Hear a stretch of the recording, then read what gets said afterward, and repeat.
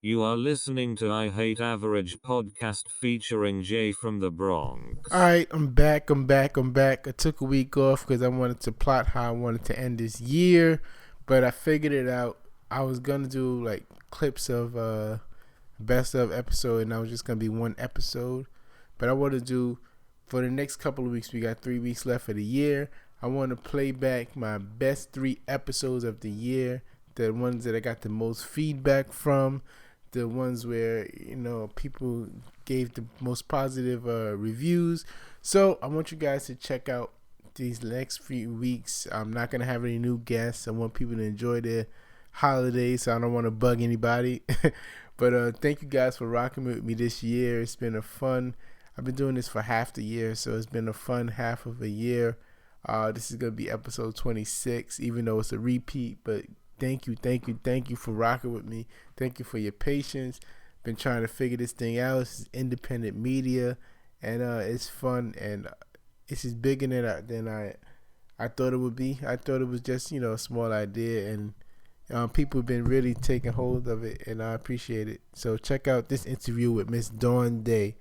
Dawn Dai. It's a repeat. She's a motivational speaker, amongst other things that she's a part of. But people really had positive feedback. They liked some of the nuggets that she dropped, and it was fun. So check out my interview that I did earlier this year with Dawn Dai.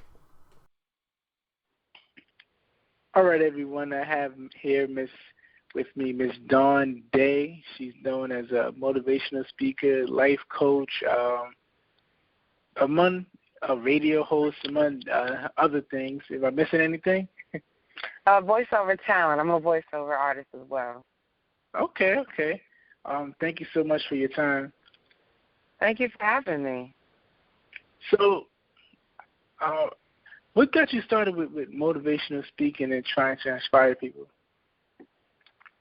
It all started when I was in high school. I went to an all-girls Catholic school, and we had an assembly in the auditorium. And I remember this guy got up there, and he was acting a nut. And the thing that stood out is that he did the moonwalk. And, I mean, everybody was so excited, and he was just talking about life and principle, just literally having a conversation on stage. But I noticed his interaction, how everybody left feeling good, and he was just having fun.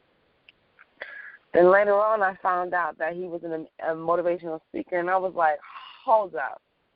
Wait a minute. You're telling me that I can get paid to speak? Like, I can get paid to motivate and inspire people and help them make their dreams come true. In my mind, there was nothing better than that. Definitely. And it's definitely understandable.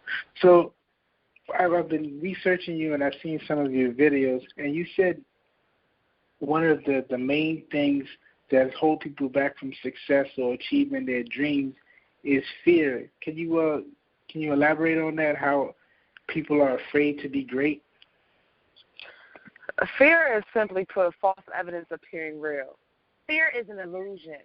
Fear has something where it does is it causes you to be stuck. It doesn't allow you to move. And what you have to realize is that we are living things. So therefore that consults in change, that ensures it's growing. But when you're fearing you're stuck, you don't move, and essentially you become a thing. And you have to realize that when you talk about living your life, things function and people live. And I got this from Eric Thomas, who's also a motivational speaker out of Detroit. But It says that you have to want your dreams. You have to want whatever it is out of life as bad as you want to breathe.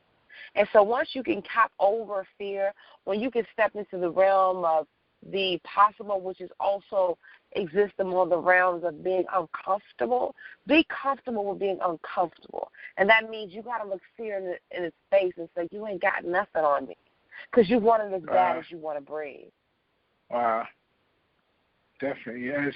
Very inspiring.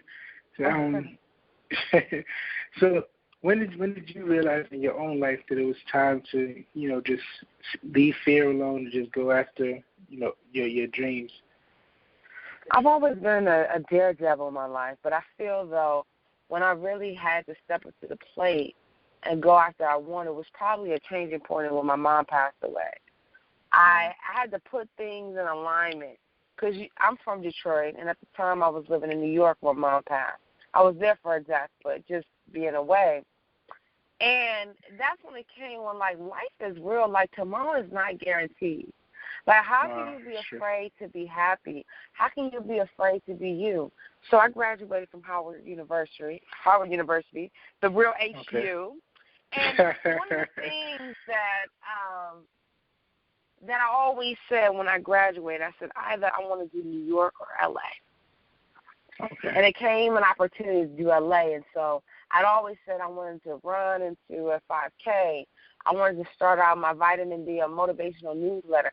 I wanted to make sure that I went out there and speaking, because I think oftentimes when you're stepping against change, when you're stepping against fear, when you say, okay, now it's time to bid on myself, yeah, it takes you stepping out on faith. Steve Harvey says a thing that when you jump, and he talks about the parachute, oftentimes we want the parachute to sail us, but you'll never know the parachute can open if you don't jump. Wow, that's true. So with me, my jump was my mom passed away, and I said, wait a minute, life is real. So that's when I started getting my ducks in order. That's when I started getting back to self, and I started riding, and I was running and working out, and I was speaking with a friend who was like, Dawn, I feel like if you came out to LA, you could do really well. Why don't you come here and check it out? Being a daredevil and realizing that after I lost my mom, what do I have to lose? But my life. So why don't you go after it? I no longer had the job that I was working for holding me back. So I said, you know what, let's just do it. Now, I didn't say it was going to be easy or that it was easy. But I was like Nike, and I was like, just do it. That's touching. So what do you see with coaching people and speaking with people, besides fear, like what you can say, like you see that's the most common denominator that you've been dealing with people not achieving their goals?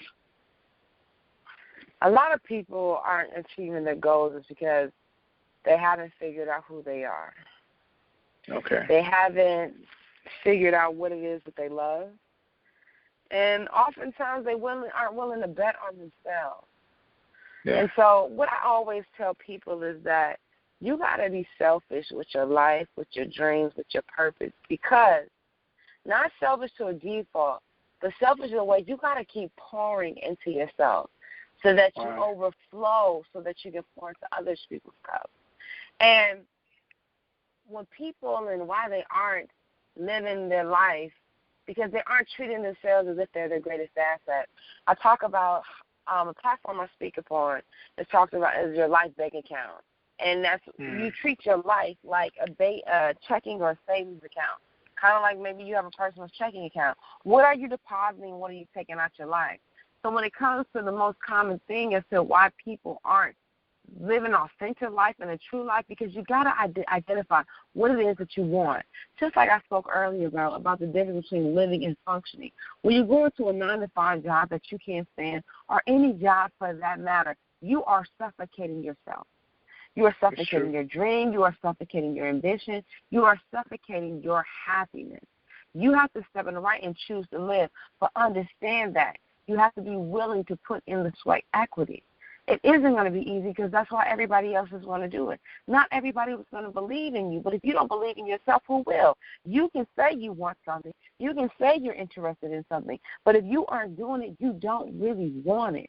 And I think that's another key thing is that people are afraid to be real with themselves.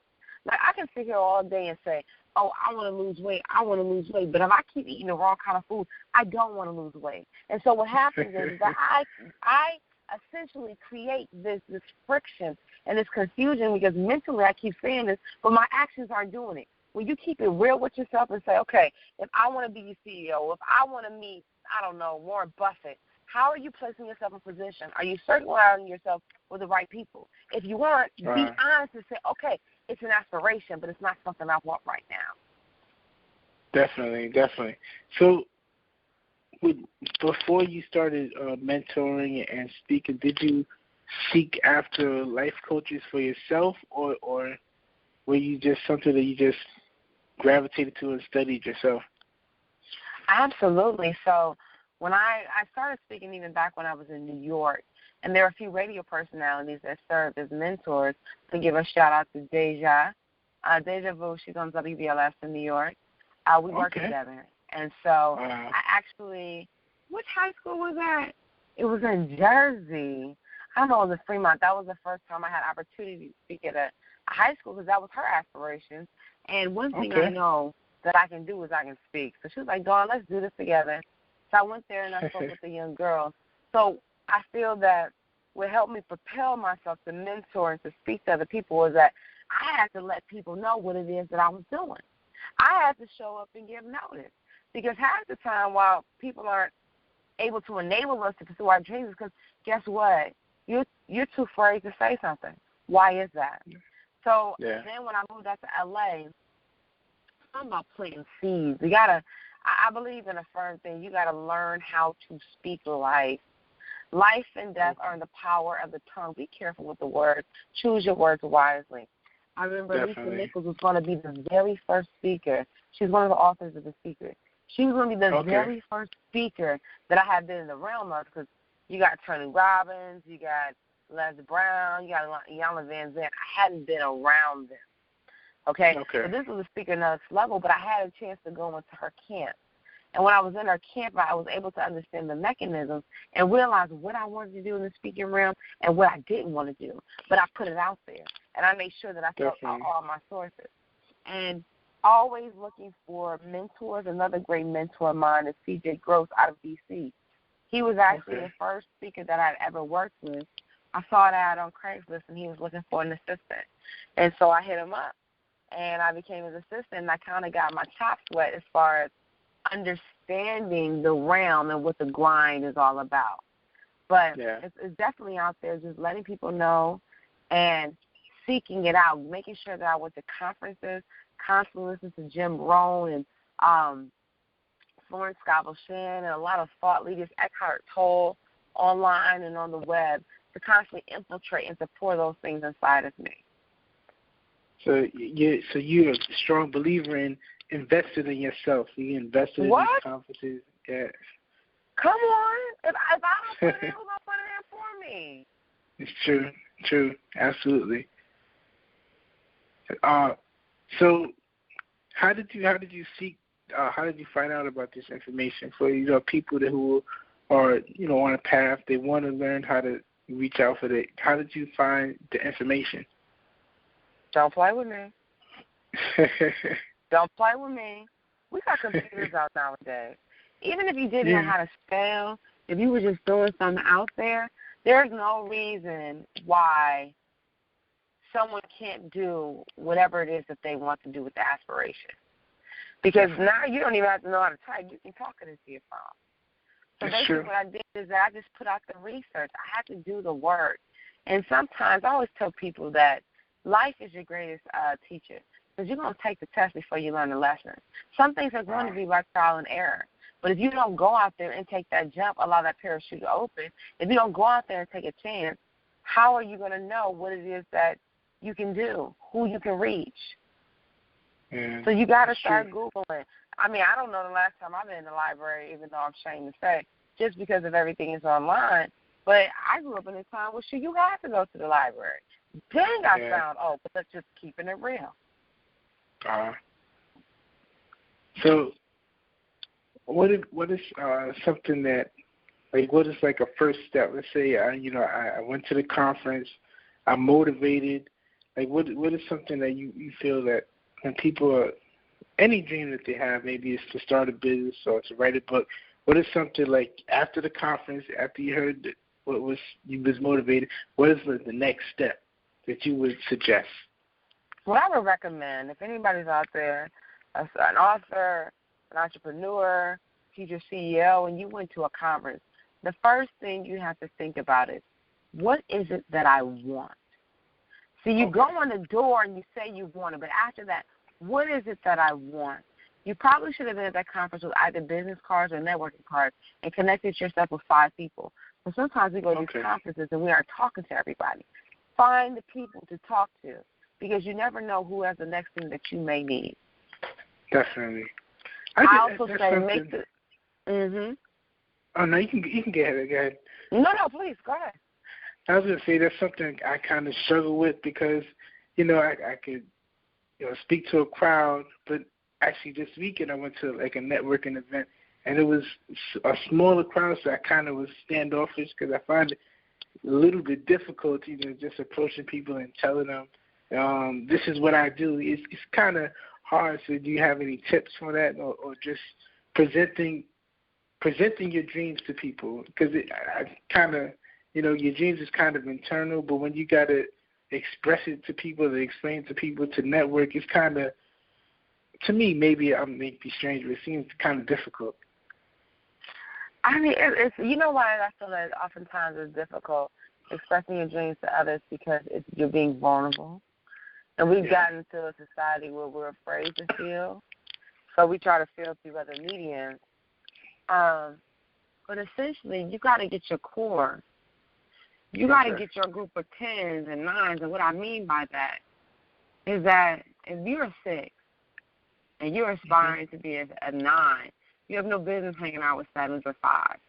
Get around those people that are doing that. Find your accountability group. That's something that has helped me to this day. That has even helped me get my voiceover agent. I found an accountability group, a group of friends that I know I can bounce ideas off of. I can lay my goals out, and they're going to call me and be accountable. One of the major steps that I found when pursuing my dream, and I'm not sure what the next step of just getting people to take notice, is when I started writing my newsletter, Vitamin D. And so it's essentially where I take the lyrics of popular music and I intertwine it with a motivational message. Plus, you get vitamin D from the sun. So this is my opportunity to shed light into your life. So when I first started out with vitamin D, I was through an accountability group, and I was so nervous because I didn't know if it was going to be judged. I didn't know anything. So it started out simply as an email body that I only sent to 4 people that are my job. Then I sent it to the office, and then after that it went to the mass mailing list. But this is the thing. When you start to open your mouth and what your dreams is, I don't think you just go out there just broadcasting for no reason. But when you put your dream around good people and you show effort, they're going to want to help you. So that's when I learned about email marketing. This lady was like, Dawn, this newsletter is great, but you can't spam people. She worked in the social media department. So she started telling me, okay, this is what you need to do as far as your email marketing. And so I just found that starting with a small core group of people and bouncing ideas off there, get yourself an accountability group. And that'll be sure to get you used to talking about your dreams. Definitely. I appreciate that tidbit. I appreciate that. Mhm. So back to the conferences. So you said find 5 people that you're connected with, and what else? And follow up with an email. Simply figure out, and this is the thing. When we people network, people are always trying to figure out, what can you do for me? Figure out how you can support and help someone else. Once you get from that conference, get your business cards together, allocate them or whatever. Then what I need you to do, I need you to make a vision board. I need for you to see the vision that you have for your life. Your affirmations are serious. Lay out the plan. After that, I need you to create a to-do list and give yourself some SMART goals. Make them specific. Make them measurable. Make them attainable, reachable, and trackable. Give yourself a guideline. And you got to be very specific. So if you know that you want to interview or you possibly want to attend a certain networking event, you need to say, okay, I want to come up with at least 3 upcoming events or follow 5 different people on social media that are doing what it is that I want to do. Wow. Then I would say definitely the third thing is taking the action. Half the time, it's not even about us not having the resources. It's about us not taking the steps.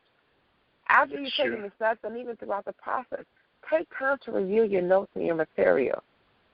That's true. You got to always stay refreshed, because that's why those conferences are important. You hear people say they've attended the same conference over 60 or 70 times before they got it. Make your first few times count. Apply them to your life. Usually when a conference is being held, and the speaker, they give you systems to follow. Now, if you went to the conference, whether you paid for a ticket or not, you bought into their system. The least you can do, especially for the hours that you spent, is to exercise the system. That's true. Absolutely. So basically, it's just what you're saying is you just gotta put in the work, do the work. It's not enough to just be motivated. You gotta actually use the motivation for action. Right. They say it takes motivation to get started, but it's inspiration that'll transform your life. That's touching. That's deep. So, have there been times because that you needed to be motivated? Like, oh my gosh, absolutely. Was it Yolanda that said you had to encourage yourself? Sometimes you got to speak on your own. Like, there have been times just because of being human. See, when you're a speaker, you're so used to, or even somebody that people may confide into, you serve as an inspiration. You get so used to pouring in other people, which is fine. But like I told you when we first began, is that you got to be selfish and realize to give back to yourself, because you'll find that you're the one on empty. And because, and what I find also as a speaker, oftentimes people are like, Dawn, you come up with all these answers, or some of the things you come up with, wow. But, excuse me one second. No problem. But when you realize your dream is no longer about you, you understand how it ends up supporting you. That's why I said that when you're trying to figure out what it is you want, you got to figure out what it is you like. And I think half the time, even as a speaker, many of the things that I'm speaking on myself. There are times where I need a motivation. I had to put on my vitamin D, my dang on self, and remind myself what I had said. Because I can't be walking around being a hypocrite and not following. That's because true. when you talk about being successful, you got to live an authentic life. That means being true with yourself.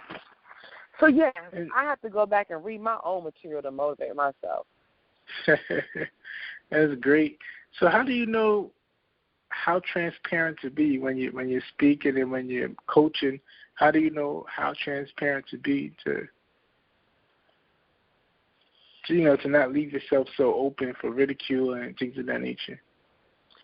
Well, this is the first thing. Whenever you're talking about being a speaker, when you're talking about being in the forefront, you've opened the door to being vulnerable.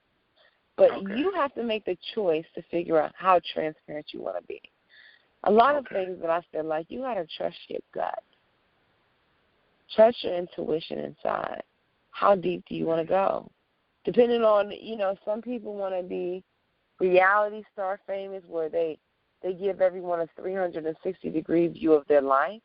Is that what you want? And being okay with whatever it is that you want. And if you're living this authentic life, I can't tell you what you should share and what you shouldn't. You just got to share what is true to you. Definitely. And be unapologetic about it. And that's the whole thing when I'm saying, like, finding out who you are, stepping into your braveness. Because oftentimes, it ain't about the money we got. It ain't necessarily about the looks we got. And not even always, the connections are the byproduct of it, but the confidence that you have in whatever it is that you want to do. Definitely. So can you describe, because once you understood your dream, you understood where you wanted to go in life, and you knew you wanted to speak and motivate and inspire people, can you talk about the feeling after your first time doing it? It was a rush. The first time that I spoke, it was a rush. Probably my nerves are all in my way. But when I sat back and I looked at it, there's nothing more beautiful when you have somebody that comes up to you and says, thank you for changing my life. Wow.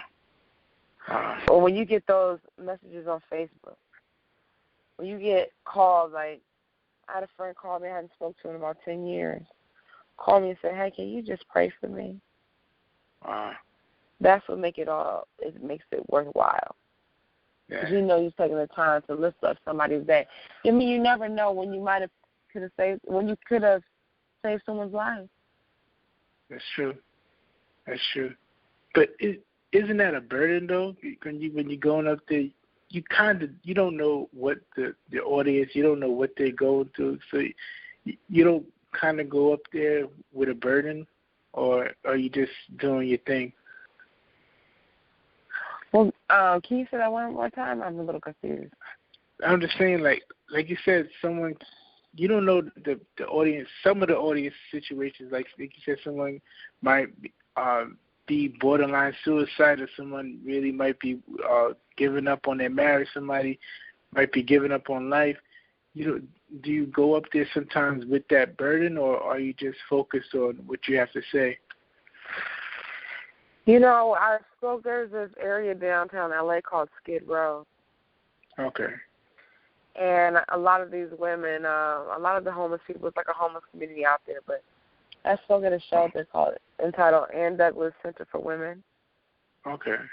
And sometimes you got to check the temperature of your audience. What do I mean by that? You got to figure out what they need. Some people think that speakers just talk, but it's just almost like you speak less, listen more. And you cater around the message based on the feel of the audience. But oftentimes you can come up there with a structural topic or a speech that you do want to discuss. Yeah. But the audience could shift you in another direction. Yeah. Right. And that's what it's all. You have to allow your audience to be shifted. This is the thing. See, when we talk about life and people getting frustrated, you know why people get frustrated? Because they won't allow themselves to be fluid. This goes back to the very first question. It's all about being able to allowing yourself to change and evolve and to transform. Why? Because you are a living thing. And when you allow yourself to be fluid, you're allowing yourself to be present in the moment. True. That's when the magic happens. Half the time we aren't pursuing the dream, like you asked me before, because we're psyching ourselves out about all the stuff that we got to do. All you got to do is focus on right now. Right now is what you have. Right now is the life that you have. You got to do whatever it is that you can do right now. Wow. I think that's probably like the most major statement that you made tonight is just being present. That's wow. That's major. So what is some projects that you're working on currently that we can look forward to? Well, I was just in a TV show, Kirby Style Timothy Snell. So I was the assistant to celebrity stylist Timothy Snell. It's on BET Centric. I believe we might be coming back next year. But we'll find out. So that's just to keep a lookout for that. Okay. I actually have an on-air radio show. It's called rmconair.com. You can check it out on TuneIn. And on Saturdays at 2 p.m. Pacific Standard Time, and that's 5 p.m. Eastern Standard Time. As where if you're a 90s baby, I mean, all your jams, from Black, from God, from Guy, from the Campbell. I mean, you don't know what you're going to get, but I know you're going to be dancing, though. So that's great. Very exciting. I'll keep you guys posted on social media when it comes out for the next speaking engagement, as well as I told you, I'm a voiceover artist and have an agent. So I have various projects that I'm constantly auditioning for. Wow. Okay. And you got to check out that website. Absolutely. Definitely. It's at DawnDaiSpeaks.com. DawnDaiSpeaks.com. Okay. And I'm on all social media at Dawn Dai Speaks. Wow, great. I appreciate your time. I appreciate your insights and you telling your story. Thank you so much. Thank you for having me. All right. All right, there you have it. That's my interview with Miss Dawn Dai that I did earlier this year. I hope you guys enjoyed it again. I just wanted to drop it again because you guys gave positive feedback, and I know I have new listeners that haven't been paying attention from then, so I wanted to re-drop it.